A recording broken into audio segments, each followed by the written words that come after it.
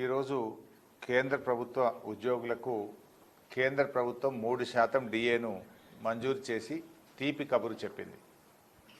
కానీ మన రాష్ట్ర ప్రభుత్వం రేవంత్ రెడ్డి ప్రభుత్వం మాత్రం తెలంగాణ ఉద్యోగులకు చేదు ఫలితాలను మాత్రమే అందిస్తూ ఉంది. ఇలా రాష్ట్ర ప్రభుత్వ ఉద్యోగులకు 5 డిఏలు పెండింగ్లో ఉన్నాయి. ఆనాడు కాంగ్రెస్ పార్టీ ఎన్నికల ముందు ఏమన్నారు? పెండింగ్లో ఉన్న 2-3 డిఏలను తక్షణమే ఇస్తాము అని చెప్పారు. పెండింగ్లో ఉన్న 2-3 ఇయ్యలేదు, కానీ కొత్తగా రావాల్సిన డిఏలు కూడా పేరుకపోయి ఈరోజు రాష్ట్ర ప్రభుత్వ ఉద్యోగులకు 5 డిఏలు పెండింగ్లో ఉండిపోయినాయి. అంటే రేవంత్ రెడ్డి గారు ఇలా ప్రభుత్వ ఉద్యోగులను చిన్న చూపు చూస్తూ ఉన్నారు. కావాలనే ప్రభుత్వ ఉద్యోగుల పట్ల శీతకన్ను ఈరోజు ఈ కాంగ్రెస్ ప్రభుత్వం పెడతా ఉంది. ఇలా కమిషన్లకు కాంట్రాక్టర్లకు మాత్రం బిల్లులు ఇస్తున్నారు. చిరు ఉద్యోగులు, ప్రభుత్వ ఉద్యోగులు, ఉపాధ్యాయులు అంటే మాత్రం చిన్న చూపు చూస్తూ ఉన్నారు. ఇలా బీఆర్ఎస్ హయాంలో కేసీఆర్ గారి నాయకత్వంలో ఆ రోజు రాష్ట్ర ప్రభుత్వ ఉద్యోగులకు కేంద్ర ప్రభుత్వ ఉద్యోగుల కన్నా ఎక్కువ వేతనాలు ఇచ్చింది కేసీఆర్ ప్రభుత్వం. ఆనాడు మొదటి పీఆర్సీ దేశంలోనే ఎక్కడ లేని విధంగా 42% అందించిన ఘనత కేసీఆర్ ప్రభుత్వాన్ని.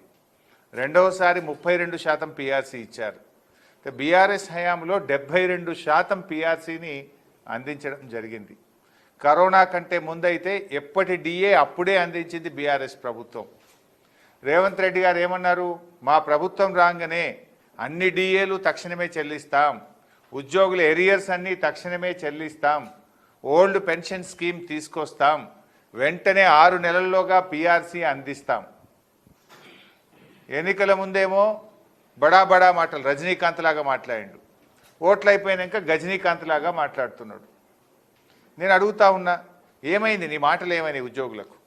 ఇవాళ కేంద్ర ప్రభుత్వం మరో డిఏ ఇచ్చింది, సంతోషం. మరి నువ్వెప్పుడు ఇస్తావు?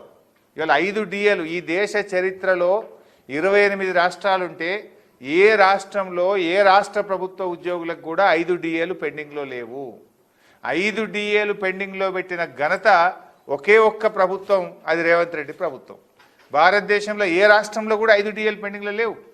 ఇది నీ చేతగాని ప్రభుత్వం వల్ల, ఉద్యోగుల పట్ల నీ యొక్క వివక్ష వల్ల ఈరోజు ఇన్ని డిఏలు పెండింగ్లో ఉన్నాయి. నువ్వు 22 నెలలు అయింది ప్రభుత్వంలోకి వచ్చి. ఆనాడు ఏం చెప్పినావు? 6 నెలల్లోనే పీఆర్సీ ఇస్తా అన్నావు. మరి ఏమైంది? 22 నెలలైనా పీఆర్సీకి అతి గతి లేదు. ఇలా పీఆర్సీ ప్రస్తావనే లేదు. ఎప్పుడు ఇస్తావో చెప్పడం లేదు. పీఆర్సీ ఊసెత్తితే ఉరిమురిమి చూస్తున్నావు నువ్వు.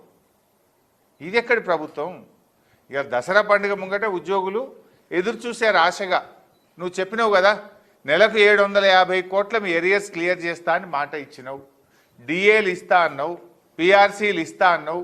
ఇస్తావేమో అని దసరా పండుగ రోజు ఆశగా ఎదురు చూసినటువంటి చిరు ఉద్యోగులకు, రాష్ట్ర ప్రభుత్వ ఉద్యోగులకు తీవ్ర నిరాశ మిగిలింది. నువ్వు ఆనాడు అభయహస్తం అన్నావు. నీ అభయహస్తం కాస్త అప్పన్న హస్తం అన్న చెప్పిన మాటలు ఉత్త దండగానే అయిపోయింది, భస్మాసురస్తం అయిపోయింది. మరి ఈరోజు ఏ డిపార్ట్మెంట్ అయినా చూడు, నువ్వు ఆ రోజు పోలీసుల గురించి ఏం చెప్పినావు? పాపం పోలీస్ కానిస్టేబుళ్ళు సంవత్సరానికి 3 సరెండర్ లీవులు వస్తే వాటితో పిల్లల ఫీజులు కట్టుకుంటారు. పిల్లలకు స్కూల్ ఫీజుల మందం ఆ 4 సరెండర్ లీవులు కట్టుకుంటారు. ఇవాళ రేవంత్ రెడ్డి వచ్చిన తర్వాత మా పోలీస్ కానిస్టేబుళ్లకు, హెడ్ కానిస్టేబుళ్లకు, ఏఎస్ఐలకు, పోలీస్ సిబ్బందికి 5 ఎరియర్స్ పెండింగ్ ఉన్నాయి, 5 సరెండర్ లీవ్ పెండింగ్ ఉన్నాయి. ఇవాళ 12-14 టీఏలు పెండింగ్లో ఉన్నాయి. 14 టీఏలు పెండింగ్ ఉన్నాయి, 5 సరెండర్ లీవులు పెండింగ్ ఉన్నాయి. పోలీస్ స్టేషన్ అలవెన్స్ బంద్ అయిపోయింది.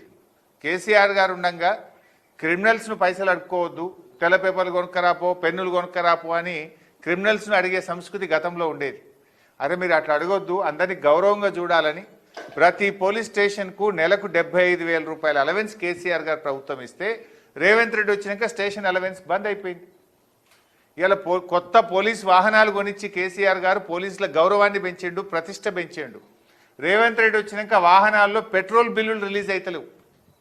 ఇలా పెట్రోల్ పంపులలో పోలీస్ బండ్లకు మేము ఉద్దరే పోయాం పోయి మీరు బిల్లు కడతారా, మేము పెట్రోల్ బంద్ పెడతామని పంపు యజమానులు పోలీసు ఉద్యోగులను బెదిరించే పరిస్థితి వచ్చింది. అంటే పోలీసుల సరెండర్ లీవ్ ఇవ్వకపోతేవి, టీఏలు ఇవ్వకపోతేవి, స్టేషన్ అలవెన్స్ బంద్ పెడితివి, చివరికి పోలీస్ వాహనాల్లో పెట్రోల్కు కూడా డబ్బులు ఇవ్వకపోతేవి. అంటే ఏం చెప్పదలుచుకున్నావు? నీ లెక్క దోచుక తినమంటున్నావా? నీలాగా అవినీతికి పాల్పడమంటున్నావా? న్యాయబద్ధంగా రావాల్సిన ఆ చిన్న పోలీసు ఉద్యోగులు పాపం రెక్కాడితే డొక్కాడని వాళ్ళు ఏఆర్ కానిస్టేబుల్ కానీ సివిల్ కానిస్టేబుల్ కానీ వాళ్ళ పిల్లల చదువులకు ఫీజులు కట్టలేక ఇబ్బంది పడతా ఉన్నారు. హోంగార్డుల గురించి అయితే నువ్వు అసలు గొప్ప గొప్ప మాటలు చెప్పినావు. నేను రాగానే మొదటి సంతకం హోంగార్డులదే పెడతా, వాళ్ళని పర్మనెంట్ చేస్తా, వాళ్ళ జీతం పెంచుతా అంటివి. ఏం చేసినావు నాయన నువ్వు? కేసీఆర్ గారు 12,000 రూపాయలు ఉన్న హోంగార్డుల జీతాన్ని 29,000 రూపాయలకు కేసీఆర్ పెంచిండు. రేవంత్ రెడ్డి వచ్చి 2 ఏళ్ళు అయింది, ఎంత పెంచిండు అంటే 75 రూపాయలు పెంచిండు.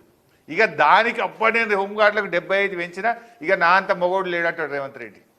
12,000 నుంచి 29,000 చేసిన కేసీఆర్ ఒక్క మాట అనలే, ఇంకా పెంచాలి, ఏడాదికి 1000 పెంచుతా అన్నాడు.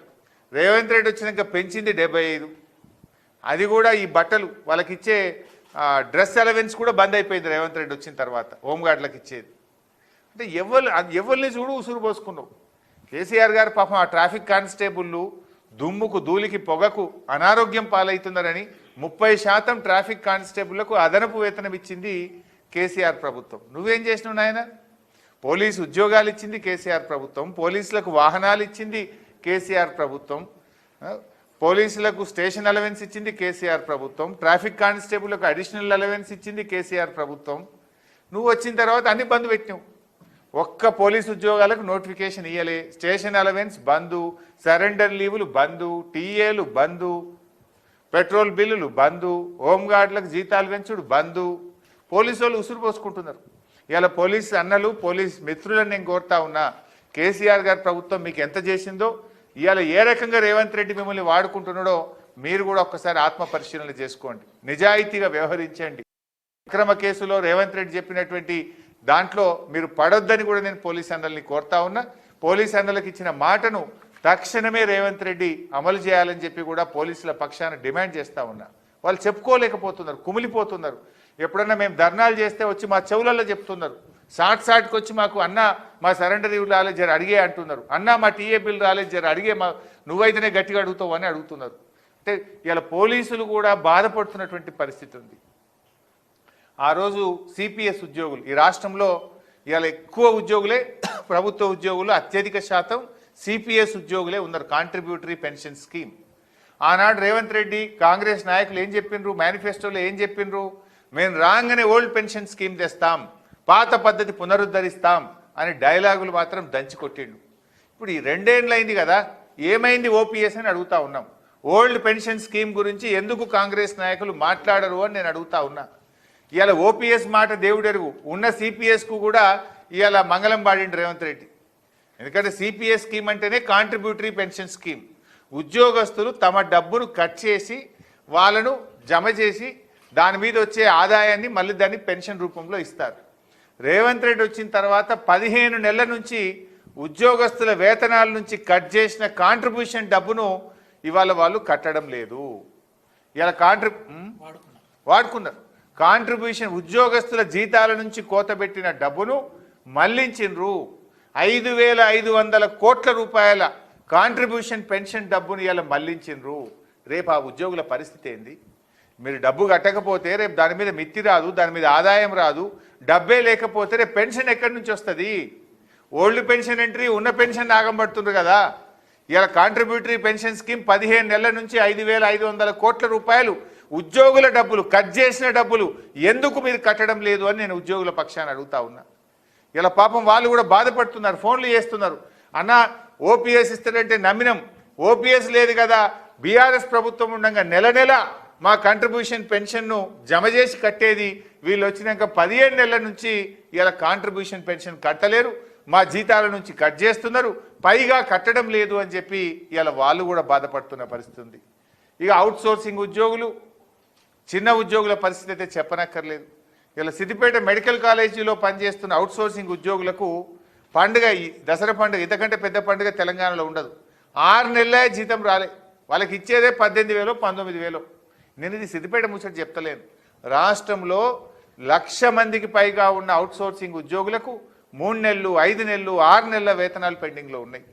ఇవాళ పాపం హాస్టళ్లలో ఎస్సీ హాస్టల్ బీసీ హాస్టల్లో ఎస్టీ హాస్టల్లో కామాటీలని వాచ్మెన్లని ఉంటారు. వాళ్లకు నెలల తరబడి డబ్బులు రావట్లేదు. ఇవాళ ఫారెస్ట్ డిపార్ట్మెంట్లో వాచ్ గార్డ్స్ అని పాపం జంగల్ను రాత్రినక పగలనక కాపాడేటువంటి వాచ్ గార్డులకు 12 నెలల నుంచి ఫారెస్ట్ డిపార్ట్మెంట్లో జీతాలు రావడం లేదు. అసలు చిరు ఉద్యోగుల బాధ అంతా ఇంత కాదు. మొన్న అంగన్వాడీలు మొత్తం రోడ్డు ఎక్కిండ్రు, ఆశా వర్కర్లు అందరినీ రోడ్డు ఎక్కించినావు. ఎవరికి చేసినావు నువ్వు? చివరికి రేషన్ డీలర్లు కూడా 3 తారీఖు నుంచి మేము రేషన్ షాపులు బంద్ చేస్తామంటున్నారు. వాళ్ళకేం చెప్పిండు రేవంత్ రెడ్డి? మేము కమిషన్ పెంచుతాం, మీకు నెల నెల జీతం ఇస్తామన్నాడు. కమిషన్ పెంచింది లేదు, జీతం ఇచ్చింది లేదు. పోనీ జీతం ఇయ్యలే, కమిషన్ పెంచలే. కేసీఆర్ గారు ప్రభుత్వం ఇచ్చిన కమిషన్ కూడా 5 నెలల నుంచి పెండింగ్ పెట్టినాం. ఇవాళ రాష్ట్రంలో ఏమైంది? హాస్పిటళ్ళు బందు, కాలేజీలు బందు, రేషన్ షాపులు బందు, అన్ని బంద్ అవుతున్నాయి. హాస్పిటల్లో ఏమంటున్నారు? ఆరోగ్యశ్రీ డబ్బులు ఇయ్యక మాకు ఏడాది అయిపోయింది, మేము ఆరోగ్యశ్రీ సేవలు బంద్ చేస్తామని దవాఖాన్లు బంద్ పెడుతున్నారు. కాలేజీలో ఏమంటున్నారు? రేవంత్ రెడ్డి వచ్చిన 2 ఏళ్లల్లో పిల్లల ఎస్సీ ఎస్టీ బీసీ పిల్లల చదువులకు ₹1 ఇయ్యలేదు. కేసీఆర్ గారు 20,000 కోట్లు ఇచ్చిండు, మేము ఇక కాలేజీలు బంద్ పెడతాము అని కాలేజీలో బయలుదేరిండ్రు. రేషన్ షాప్ వాళ్ళు ఏమంటుండ్రు? మా కమిషన్ వేస్తా అన్నాడు, జీతం ఇస్తా అన్నాడు, ఏది చేయలే. కానీ కేసీఆర్ సార్ ఇచ్చిన కమిషన్ కూడా 5 నెలలకెళ్ళి ఇస్తలేడు. 3 తారీఖుకెళ్ళి మేము దసరా తెల్లారికెళ్ళి రేషన్ షాపులు బంద్ పెడతామని వాళ్ళు బంద్ పెడతామంటున్నారు. ఇది ఎక్కడి ప్రభుత్వం? ధూపదీప నైవేద్యం. దేవాలయాల్లో ఉండే అర్చకులను వాళ్ళను దగ్గర తీయాలి, ప్రతిరోజు దేవాలయంలో పూజలు జరగాలని 2,500 ఉన్న ధూపదీప నైవేద్యాన్ని 10,000 రూపాయలకు పెంచిండు కేసీఆర్. రేవంత్ రెడ్డి ఏమన్నాడు? వీళ్ళు 10 ఇత్తురు, నేను అయితే 12 ఇస్తా అన్నాడు. 12 దిక్కులేదు, కానీ ఆ ఇచ్చే 10,000 కూడా 3 నెలలకి వెళ్ళలేదు. ఇది ఇలా ఎవరిని నువ్వు అందరినీ ఆగమే, ఆటో డ్రైవర్లను ఆగం చేస్తేవి, అంగన్వాడీలను 18,000 ఇస్తా అంటివి, పర్మనెంట్ చేస్తా అంటివి, భద్రత ఇస్తా అంటివి, ఆశాల నాగం, అంగన్వాడీల నాగం, రేషన్ డీలర్ల నాగం పట్టించినావు, అవుట్ సోర్సింగ్ ఉద్యోగులను దగా చేసినావు, ప్రభుత్వ ఉద్యోగులను మోసం చేసినావు, ధూపదీప నైవేద్యం పెంచుతా అని మా అయ్యగారుల నాగం పట్టినావు. ఎవరిని నువ్వు మోసం చేయలేదు. ఆడబిడ్డలకు చీరలు లేవు దసరా పండుగ ముంగట, రైతులకు యూరియా లేదు, రైతులకు బోనస్ రాదు, నిరుద్యోగులకు జాబ్ క్యాలెండర్ లేదు, నిరుద్యోగ భృతి లేదు, విద్యార్థులకు ఫీజు రియంబర్స్మెంట్ రాదు, విద్యార్థులకు విద్యార్థి భరోసా కార్డు రాదు, విద్యార్థులకు కనీసం కడుపు నిండా పౌష్టికాహారం పెట్టలేవు. అందరి నోట్లో మట్టి కొట్టిండు రేవంత్ రెడ్డి. చివరికి కమిషన్లు మాత్రం దంచి వసూలు చేసుకుంటుండ్రు, అడ్వాన్స్ ఒక బిల్. కానీ రేవంత్ రెడ్డికి ఇచ్చే కమిషన్ మాత్రం ఫస్టే కట్టాలన్నట, బిల్డింగ్ కమిషన్. కమిషన్లు దంచి వసూలు చేస్తున్నారు. ఫైనాన్స్ డిపార్ట్మెంట్లో కావచ్చు, లేదా మున్సిపల్ డిపార్ట్మెంట్లో మాత్రం కమిషన్లు మాత్రం అక్కడేం రిబేట్ లేదు, సబ్సిడీ లేదు, ఇన్స్టాల్మెంట్ లేదు. మిగతా ఎక్కడైనా ఇన్స్టాల్మెంట్ ఇస్తాం గవర్నమెంట్ కట్టేది ఉంటే, ఇక్కడ మాత్రం దంచి వసూలు చేస్తున్నారు. ఉద్యోగులకు అడిగితేనే పైసలు లేవంటాడు. ఒక్క ఇల్లు లేని కాడికి 5,000 కోట్లు పెట్టి 6 లైన్ రోడ్ వేస్తా అంటాడు.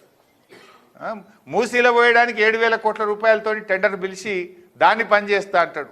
హెచ్ఎండిఏలో 10,000 కోట్లతో టెండర్లు పిలుస్తాడు. మా చిరు ఉద్యోగులకు, అవుట్సోర్సింగ్ ఉద్యోగులకు, మా అంగన్వాడీలకు, ఆశాలకు, రేషన్ డీలర్లకు, మా గుళ్ళో పూజ చేసే అయ్యగారులకు మీరు జీతాలు ఇవ్వమంటే డబ్బులు లేవంటాడు రేవంత్ రెడ్డి.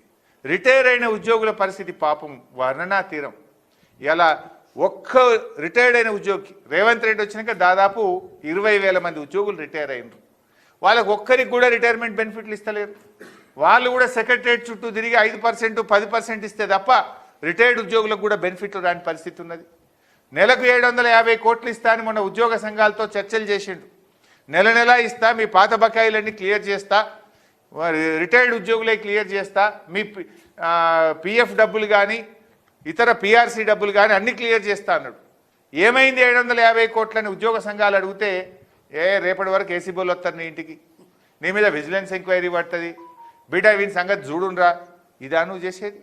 ఇలా ఉద్యోగ సంఘాల నాయకులను భయభ్రాంతులకు గురి చేస్తున్నాడు, ఉద్యోగ సంఘాల నాయకులను బెదిరింపులకు గురి చేస్తున్నాడు, ప్రశ్నిస్తే పగబడుతున్నాడు రేవంత్ రెడ్డి ప్రభుత్వము. రాజకీయ నాయకులనే కాదు, ఉద్యోగులను కూడా పగబడుతున్న పరిస్థితి ఉన్నది. తన తప్పును నిలదీస్తే, తప్పును ఎత్తి చూపితే, తాను ఇచ్చిన హామీ గురించి ప్రశ్నిస్తే పగబట్టి అక్రమ కేసులు పెట్టడము, వేధింపులకు గురి చేయడం ఇవాళ రేవంత్ రెడ్డి గారి ప్రభుత్వం యొక్క పనితీరుకు ఒక గీట్రాయిగా చెప్పుకోవచ్చు మనం. అంటే ఏది కూడా ఎక్కువ కాలం నడవదు. ప్రజలు అన్యాయాన్ని, అహంకారాన్ని, అరాచకాలను సహించరు. నీకు పోగాలని దగ్గర పడ్డది. ఇవాళ ఈ ప్రభుత్వంలో డిఏ అంటే జనరల్గా డియర్నెస్ అలవెన్స్, కానీ రేవంత్ రెడ్డి దానికి కొత్త డెఫినేషన్ ఇచ్చిండు. డిఏ అంటే డోంట్ ఆస్క్. ఇక ఎవరు డిఏ అడిగేదే లేదు, ఇక డోంట్ ఆస్క్ అంటుండు. ఇక అడిగితే వారి మీద పగబట్టుడే, కేసు పెట్టుడే, ఏసీబీలో దోలుడే. ఇక ఇలా హక్కులను డిమాండ్ చేస్తే ఇలా అనేక రకాల ఇబ్బందులను, ఎవరినైనా సరే అన్ని వర్గాలను కూడా న్యాయాన్ని అడిగితే, చివరికి లగచెర్ల రైతులు హక్కులు అడిగితే జైలు పాలు చేసేది కదా. అది రైతులకైనా ఎవరికైనా పగా ప్రతీకారంతో పాలన జరుగుతూ ఉంది. ఇలా పరిపాలనకు ఉద్యోగులు వెన్నుముక లాంటి వాళ్ళు. ఉపాధ్యాయ ఉద్యోగ వర్గాల్లో ఇలా ఉత్సాహాన్ని నింపి వారి చేత మరింత మెరుగైన సేవలు ప్రజలకు అందించే విధంగా చూడాలి. కానీ మీరు ఇలా ఉద్యోగుల ఆత్మగౌరవాన్ని దెబ్బతీస్తుంది రేవంత్ రెడ్డి ప్రభుత్వం. ఉద్యోగులను భయభ్రాంతులకు గురి చేస్తుంది ఇవాళ రేవంత్ రెడ్డి ప్రభుత్వం. అందుకే మేము సూటిగా ఈ ప్రభుత్వానికి కొన్ని డిమాండ్లు చెప్తా ఉన్నాం. తక్షణమే రాష్ట్ర ప్రభుత్వ ఉద్యోగులకు పెండింగ్లో ఉన్న 5 డిఏలు విడుదల చేయాలి. నంబర్ 2, ఉద్యోగుల పిఆర్సీ 6 నెలల్లోగా ఇస్తామన్నారు. ఇవాళ 24 నెలలు మీ ప్రభుత్వానికి దాదాపు నిండుతూ ఉన్నాయి. తక్షణమే పిఆర్సీ ప్రకటించాలని ఉద్యోగుల పక్షాన మేము డిమాండ్ చేస్తూ ఉన్నాము. కేంద్ర ప్రభుత్వాన్ని చూసైనా సిగ్గు తెచ్చుకో. కేంద్ర ప్రభుత్వం సమయానుకూలంగా ఇస్తూ ఉంది. రిటైర్డ్ ఉద్యోగుల బెనిఫిట్స్ అన్నీ కూడా తక్షణమే విడుదల చేయాలని చెప్పి మేము కోరుతా ఉన్నాం. అదేవిధంగా పెండింగ్ ఏరియర్స్ ఉద్యోగులకు సంబంధించిన పిఎఫ్ కానీ ఇతర అలవెన్స్లు, అడ్వాన్స్లు, టీఏ బిల్లు ఏవైతే పెండింగ్ ఉన్నాయో వాటన్నిటిని తక్షణమే విడుదల చేయాలి. అదేవిధంగా ఓపీఎస్ విధానాన్ని పునరుద్ధరిస్తామని మాట ఇచ్చారు, మాట నిలబెట్టుకోండి. ఆ సిపిఎస్ కాంట్రిబ్యూషన్ డబ్బులు ఏదైతే దారి మళ్లించిన 5,500 కోట్లు ఉన్నాయో తక్షణమే వాటిని తిరిగి సిపిఎస్ కాంట్రిబ్యూషన్కు చెల్లించాలని చెప్పి డిమాండ్ చేస్తూ ఉన్నాము. చిరు ఉద్యోగులకు ఇచ్చిన హామీలు, ఆశాలు, అంగన్వాడీలు, రేషన్ డీలర్లు, అర్చకులు వీళ్ళందరికీ ఇచ్చినటువంటి తదితర హామీలన్నీ కూడా వెంటనే అమలు చేయాలని చెప్పి డిమాండ్ చేస్తూ ఉన్నాము. కాంట్రాక్ట్ ఉద్యోగులను, కాంట్రాక్ట్ లెక్చరర్లను రెగ్యులరైజ్ చేస్తామని మీరు హామీ ఇచ్చారు. దాన్ని కూడా మీరు తక్షణమే అమలు చేయాలని చెప్పి మేము కోరుతా ఉన్నాము. ఉద్యోగులకు కూడా మా విజ్ఞప్తి, రేవంత్ రెడ్డి భయభ్రాంతులకు మీరు భయపడాల్సిన అవసరం లేదు. మీ న్యాయమైన హక్కుల కోసం మీరు ఉద్యమించండి. మీకు ప్రధాన ప్రతిపక్షంగా బీఆర్ఎస్ అండగా ఉంటుంది. మీ హక్కుల కోసం మీ పోరాటానికి బీఆర్ఎస్ ఎప్పుడు మీకు అండగా ఉంటుంది. ఎందుకంటే తెలంగాణ ఉద్యమంలో మీ పోరాటాన్ని మేము మరవలేదు. తెలంగాణ ఉద్యమంలో, తెలంగాణ రాష్ట్ర ఏర్పాటులో మీ భాగస్వామ్యం కూడా చాలా గొప్పది. ఇలా ఉపాధ్యాయ ఉద్యోగులు కానీ, చిరు ఉద్యోగులు తప్పకుండా మీ యొక్క పోరాటానికి బీఆర్ఎస్ మద్దతుగా ఉంటుంది. మేము కూడా శాసనసభలో కూడా ఎప్పుడు అసెంబ్లీ జరిగినా మీ యొక్క డిమాండ్ల మీద బీఆర్ఎస్ పార్టీ ప్రభుత్వాన్ని నిలదీస్తుంది, స్తంభింపజేస్తుంది అని చెప్పి కూడా నేను కోరుతా ఉన్నా. ఇకపోతే లాస్ట్ ఇంకొక ఇంపార్టెంట్ పాయింట్ కూడా ఉంది.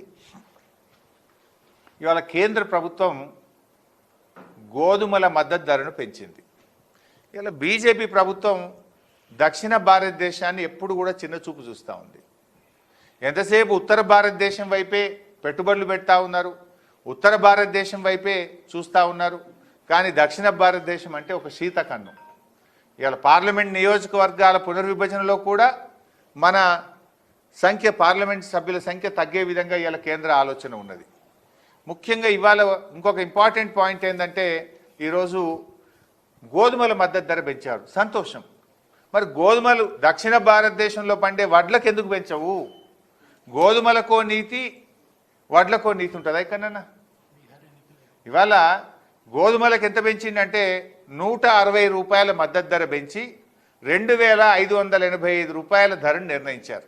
క్వింటాల్ గోధుమలకు 160 రూపాయల మద్దతు ధర పెంచి గోధుమల మద్దతు ధర 2,585 రూపాయలుగా బీజేపీ ప్రభుత్వం నిర్ణయించింది. వరి విషయంలో ఏం చేసిండ్రు? 69 రూపాయలు మాత్రమే పెంచి 2,369 రూపాయలు క్వింటాల్ వరికి మద్దతు ధర నిర్ణయించారు. అంటే వరికో నీతి, గోధుమలకో నీతి ఉంటుందా? కష్టం గదే కదా. ఉత్తర భారతదేశంలో పండించే గోధుమలకైనా గదే కష్టం పడతాడు రైతు, దక్షిణ భారతదేశంలో పండించే వరికైనా గదే కష్టం పడతాడు రైతు. అంటే ఉత్తర భారతదేశ రైతుకో నీతి, దక్షిణ భారతదేశం రైతుకో నీతి బీజేపీ ప్రభుత్వానికి తగునా అని నేను అడుగుతా ఉన్నా. ఎందుకు మా తెలంగాణ రైతులంటే, మా దక్షిణ భారతదేశ రైతులంటే బీజేపీ ప్రభుత్వానికి చిన్న చూపు అని నేను నిలదీస్తా ఉన్నా. గోధుమలతో సమానమైన మద్దతు ధరను వరికి ఇవ్వాలని నేను బీజేపీ ప్రభుత్వాన్ని డిమాండ్ చేస్తా ఉన్నా.